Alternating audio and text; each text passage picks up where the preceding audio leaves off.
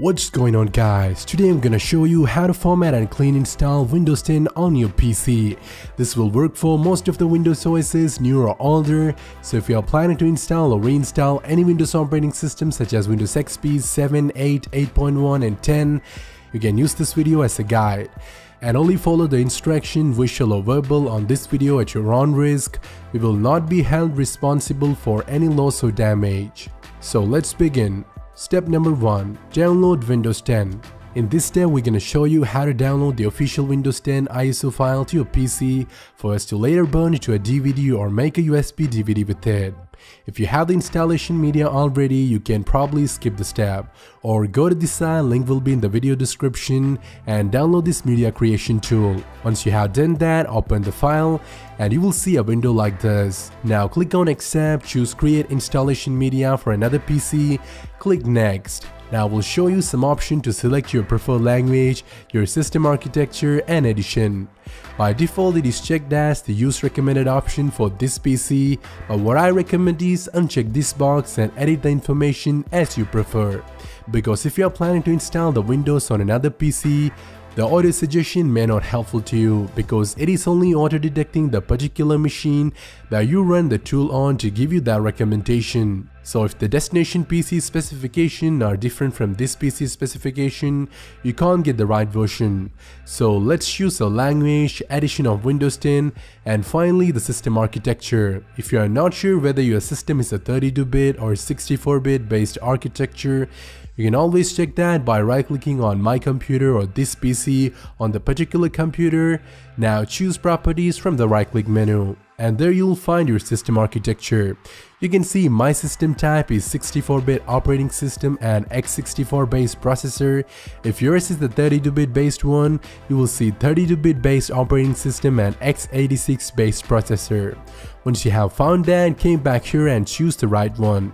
Now click next and choose the option ISO file. The reason why I'm choosing the ISO file over the USB flash drive because of its versatility. If I have an ISO, I can create pretty much any installation media I wish, such as DVD, USB DVD, or even I can save the ISO file for later installation on a new PC. So I don't have to download a new ISO file each time, and once it gets downloaded, hopefully we will make a USB DVD with it. So hit next and choose the download location, then click save. Now we'll download the Windows 10 ISO file. It will be approximately 2.73 GB if you are downloading the 32-bit version, and for the 64-bit version the size would be much higher, approximately 3.25 GB. Anyway, let's wait until it's download.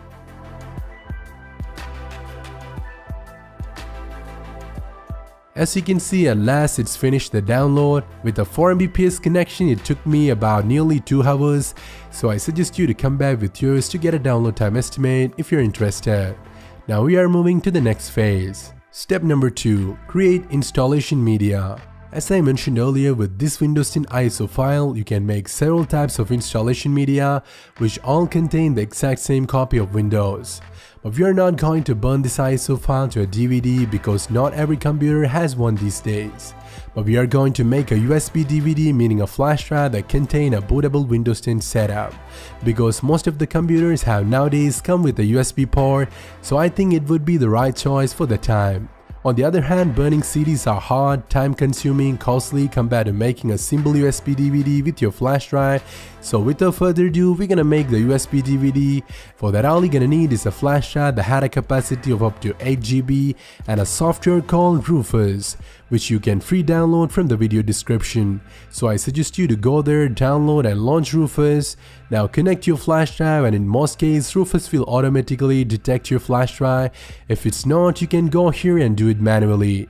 Now I suggest you to do not mess up with any of these settings, but you have to do a little something, which is making sure you have selected the right file system type, NTFS. Now go down here and click on this image selection icon. Now browse and locate the Windows 10 ISO file that we have just downloaded. Now click open, then click start. Now we'll ask you something like continuing with this operation will erase the data in your flash drive. Hope you backed up the important files from your flash drive if any. So let's click OK and we'll start the process. It may take a while, so let's give it some time. And yes, it's just finished the process. Now your flash drive is becoming a USB DVD. So let's install the OS on as much as PCs as you want. So plug it into the computer that you want to install the Windows on and restart or turn off the computer. Now you can see my PCs completely went off. So let's begin the next phase. Step number 3. Choose the boot device in BIOS. So as soon as it powered on again or restarted, when you see your motherboard logo or brand logo, hit the BIOS key on your keyboard. Let me freeze it for a second.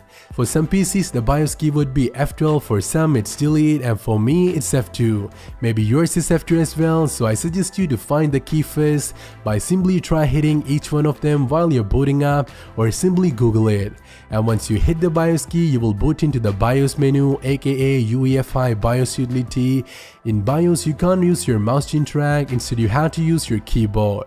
To navigate through BIOS, use arrow keys. For choosing an option, use Enter. To go back, use Backspace. To quit from BIOS, use Escape. As well as to save and exit, you can use the F10 key. So first you're gonna need to find the boot menu and then find the boot device property, or something sounds familiar. For me it's legacy boot. All the BIOS are different from each other depending on their motherboard manufacturer. Now you're seeing the BIOS of a Dell laptop, which don't have the option called boot device property, but you will see the option if you are using a desktop or some other laptop. So make your first boot device as USB storage device from the boot device property. If you are using a Windows DVD to install, I suggest you to choose DVD drive. And once you have done that, save and exit by pressing F10 key. For most of the PCs, they only need to do this step, but for some device like this Dell laptop had an option called boot manager.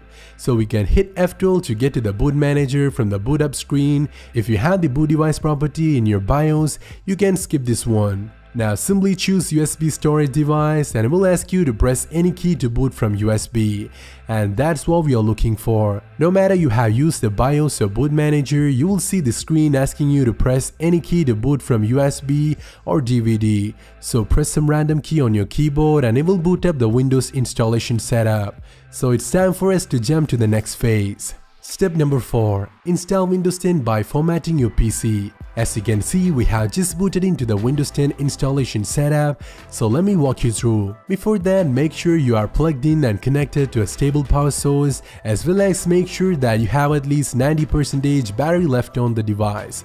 Force shutdown or any power failure while installing the OS will cause your PC malfunctioning. We don't want that to happen, so watch it closely and understand the step before proceeding. On the Windows setup screen, we have to firstly need to choose the language to install, then choose your time and currency format, and finally the keyboard or input method. For me, all the default will be fine, so let's go ahead and hit next. Now click install now and it will start the installation setup. Now we'll ask you to enter the product key to activate Windows. If you have one, use it here, or you can do it later in case if you don't have. Now I will show you the Microsoft terms and conditions to use their software, so scroll down and check I accept the license terms box. Now click next and from here choose custom install Windows only option, and it will bring you to the disk partition, which will help you to create, split and delete certain local disks. Now for this PC there is already a partition going on. It got a 1 TB hard drive installed, and it's manually split between into two partitions, which had 150 GB on partition 2 and 781 GB on partition 3, which is approximately 1 TB. And you may notice that there is another partition which had a capacity of only 100 MB, which is the partition number 1. For your information, this is not a normal partition like 2 and 3, it is system reserve partition, meaning it is invisible on the Windows 10 interface. You could not see it in your this PC or my computer, but it's there in the memory invisibly only for the system itself. It uses the balanced unallocated space to create system drive and install operating system. So let's continue with the process. I have to give you a few more tips on this to make you an expert on Windows formatting and disk partition. So first of all, I'm gonna show you how to split an already created partition. And please be aware that doing this on a Windows setup will definitely clear any data on the particular partition. So if you have anything there, I suggest you to back it up before doing this. Anyway, let's do it. We are going to split this 781 GB partition into two partitions, which is holding a capacity of 195 and 595 GBs. So select the partition you want. Now came down here to the tools and click on delete. It will delete that particular partition and turn it to unallocated space. So you have to click on the unallocated space, which is the same 781 GB, and click on new from here. Now edit the disk size for your new partition, which we prefer to do as 195 GBs for one. The size showed here is in MB, so the 799,999 MB is equal to 791 GB.